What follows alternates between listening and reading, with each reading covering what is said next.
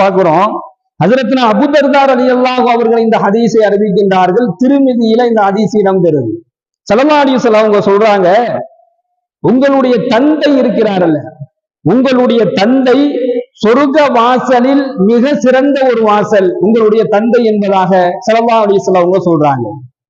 அவருக்கு மாறுபாடு செய்து அந்த தந்தையினுடைய வார்த்தையை கேட்காம அவருக்கு மாறு செய்து அவருடைய உள்ளத்தை நீங்கள் காயப்படுத்தினீர்கள் என்று சொன்னால் அந்த சொர்க்கத்தினுடைய வாசலை நீங்கள் சேதப்படுத்தியவராக ஆகிவிடுவீர்கள்.